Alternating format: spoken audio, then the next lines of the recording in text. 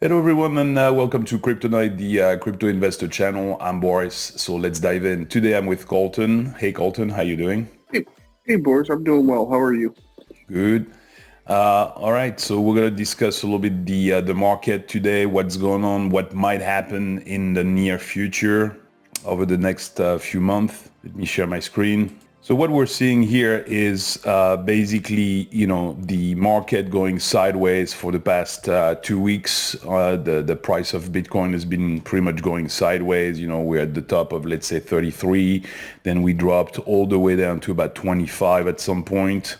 And then it's coming back up, to towards 30. It's at 30,500 right now. Here's the thing to remember. Nothing ever goes straight down.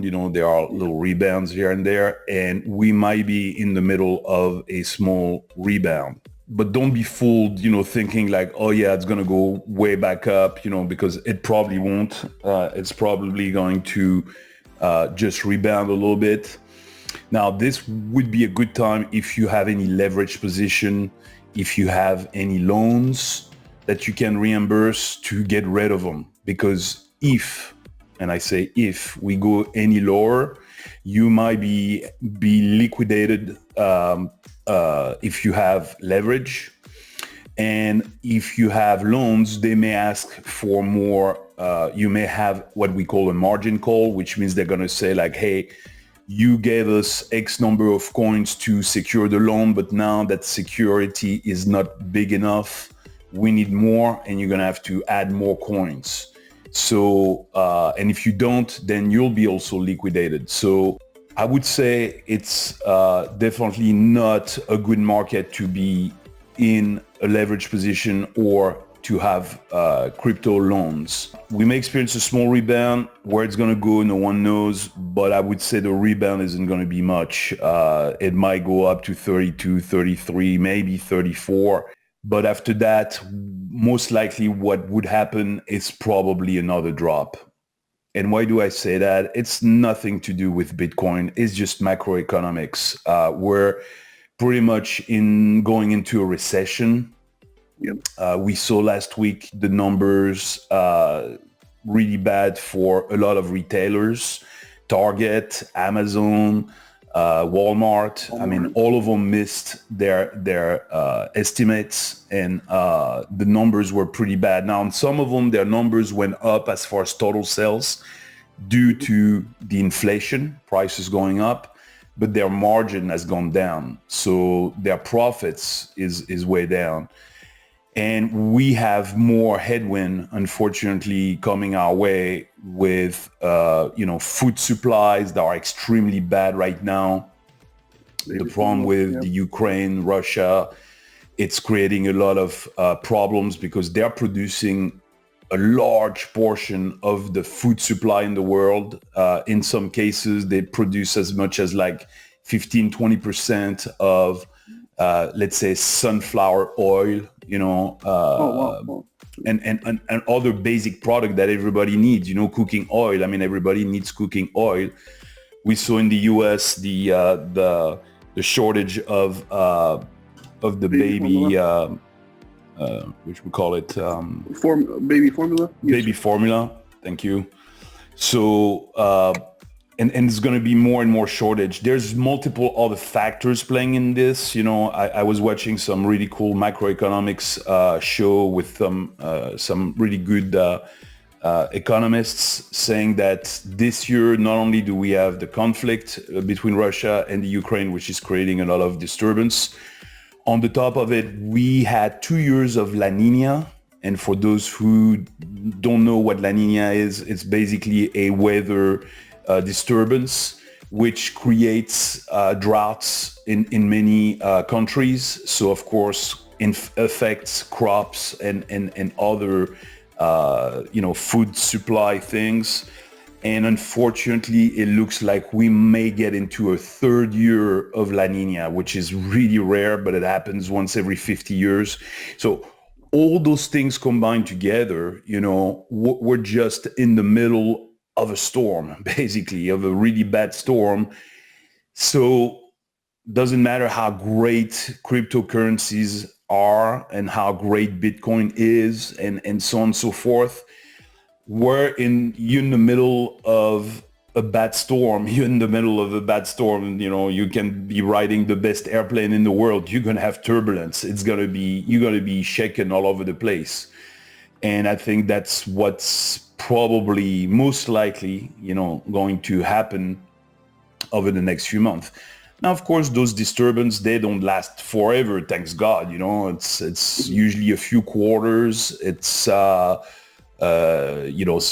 we could see Q2, Q3, maybe Q4, of this year being bad. Now, usually things recover before the recession is over, meaning that if we have, let's say, we're getting into a recession and it lasts until Q3 or Q4 of this year, we may see a recovery slightly before, because markets tend to anticipate what's going to happen next.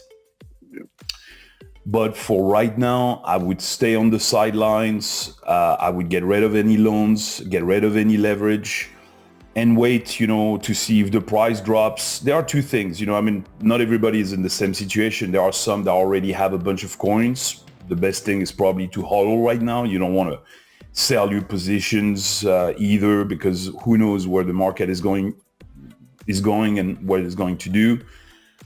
But the one thing that would probably be smart is to start building cash reserves. If you have some money from your paycheck you want to set aside to invest, right now we just set it aside and not even buy anything. I would just wait, because most likely we're going to see a drop. How big of a drop? Very hard to tell. Everybody has different numbers. Most likely, it seems like most people agree that we could drop to 22, maybe 20. 20 is a very key number. If we drop below 20, we might visit 18, 17, 15. Some people out there are even calling for $12,000 to $10,000 Bitcoin. I think at some point it's going to get too low, that there are going to be too many whales and too many people with money that are going to start scooping large number of coins. So I don't think that it's necessarily going to go that low, but 22, 20, that's very possible. It is basically, another fairly big drop from here. If we go up to, let's say, 32 or 33 and we drop to 20, that's another like 40% drop, slightly over 40%. So you could get a lot more coins at that point, and the other thing is, don't be in a rush, because when it drops, and we've seen here what's happened, if you look at 90 days, we go up and then boom, we drop, then we have a big drop, and then we've been going sideways, for about 2 weeks, and probably we could go sideways for literally weeks or months. Yeah. When the market is not doing well, no one wants to get back in. So you will have time. It's not like a rush game of let me buy stuff as soon as it drops to 22, because it can keep on dropping from 22 down to 20, down to 18, so you don't want to rush. It's not like there's a ton of good news worldwide that's going to make the cryptocurrencies go back up. Yes. So take your time. Just be ready with some cash on the side. So, Boris, quick question. When you say keep cash on the side, what are some indicators for you that you would not huddle anymore and you would jump back in? Like, what makes that decision? I know you're saying keep money on the side, but what's going to pull you back into putting money back into crypto? Well, we need to see some better news of the general economy. Right now the inflation is not tamed whatsoever. Last time we had the numbers, they were expecting 8.1 and we got 8.3. Now it was better than 8.7, 8.9 that we had previously, but we're still not out of the, the problems. And we probably need to see inflation returning to, down. Once we're going to start seeing the numbers going back down to 6%, 5%, maybe 4%, then we can say, okay, now the problem is kind of resolved. I think people are going to panic. We saw already all the panic there's been with the rates going up in the US. Now the European Central Bank is about to raise the rates in July. So that's more bad news, so to speak. We're going to see the US keep on raising the rates. And even though everybody knows that they're raising the rates, every time they pretty much have a meeting and Jerome Powell, speaks, we take another dive. So I think, when the market is depressed and things going bad, it just keeps on going down. So it hasn't found its bottom yet. That's the problem. Yeah. We haven't really found a real bottom because we see that we have more things happening that are going to be headwind to finances worldwide and to economies worldwide. Now we have that food thing, which might be really a problem. So I think we need to recover some, it's, remember 2008. History is always a good lesson to look at what happened in the past. 2008, we hit the wall, things they had really, really bad. And if you look at the stock market, things didn't recover overnight. It's not like, we started going down in 2008. Let's actually have a quick look, at a graphic that would tell you a little bit more. So here we are, we're looking at the Dow back in 2008. That's right here, that pretty much in September is when we started going down. And you can see the big drop right there that we had. And we had a big drop, and then we went sideways slightly for a few months until the beginning of 2009. And then beginning of 2009, we kept on going down all the way to pretty much March. And then it started going back up, and then, boom, boom, boom, boom, boom, it went up and so on and so forth.